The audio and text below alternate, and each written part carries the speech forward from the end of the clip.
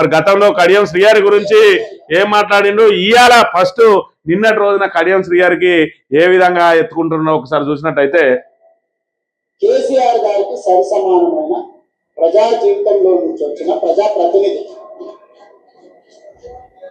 ఎవరు కూడా, నేను ఆన్ రికార్డ్ నేను చెప్తున్నా, కడియం శ్రీగారి గారి నిబద్ధతను నిజాయితీని ఈ దేశంలోనే ఎవరు ప్రశ్నించజాలరు. ఆయన నిబద్ధతని దేశంలోనే ఎవరు ప్రశ్నించజాలరు.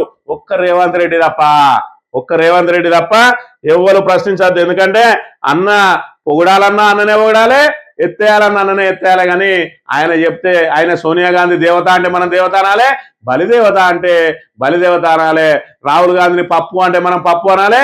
లేదు ఆయన భవిష్యత్తు ప్రధాని, ఆయన లేకపోతే భారతదేశం మొత్తం కుషించుకుపోతుంది అంటే అవును మనం కుషించుకుపోతుంది అనాలి. కానీ గతంలో ఏమన్నాడు రేవంత్ అన్న, ఆయనను మరి ఇక్కడ కడియం శ్రీగారిని ఎవరు ప్రశ్నించజాలరు, ఒక్క రేవంత్ రెడ్డి తప్ప. కడియం శ్రీగారి గారు మానవ సామాజిక వర్గానికి సంబంధించిన వారైతే శాసనసభలో ఒక నిజ నిర్ధారణ కమిటీ వేసి ఆయన సొంత ఊరుకొని ప్రజలను కనుక్కుందాం, ఇంతకు ఈయన ఏ కులం వాడు, ఏ సామాజిక వర్గం వాడు, ఈరోజు ఏ సామాజిక వర్గంలో రిజర్వేషన్లు అనుభవిస్తున్నాడో ఆయన సొంత ఊరికి శాసనసభ నుంచి అన్ని పార్టీల నుంచి నిజ నిర్ధారణ కమిటీ వేసి నిజ నిర్ధారణ కమిటీ ముందర విచారణ జరిగి ఆయన శీలాన్ని ఆయన నిరూపించుకోవాల్సిన అవసరం ఉన్నది.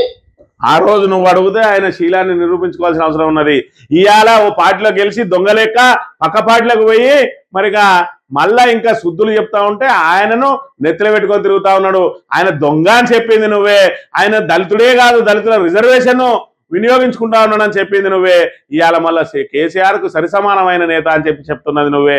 మరి నీ లోపల మరి ఏ రోటి కాడి పాట ఆ రోటి కాడ వాడడం, 2 నాలుకల ధోరణి రేవంత్ రెడ్డికి వెన్నతోటి పెట్టిన విద్య అనేది మన అందరికి తెలిసింది. అయినా అందుకే బీఆర్ఎస్ పదే చెప్తా ఉన్నది, ముఖ్యమంత్రి రేవంత్ రెడ్డి మాటకు 0 వాల్యూ.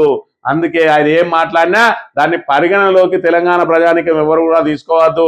మన కర్మగాలి ఇలా కాంగ్రెస్ ప్రభుత్వం తెలంగాణ మీద కక్ష కట్టి ఇలాంటి చిల్లర నాయకుడిని తీసుకొచ్చి మనకు ముఖ్యమంత్రిని చేసి మన తెలంగాణను సర్వనాశనం చేస్తా ఉన్నది కాంగ్రెస్ ప్రభుత్వం అనే విషయాన్ని ప్రతి ఒక్కరు కూడా గమనించాలి.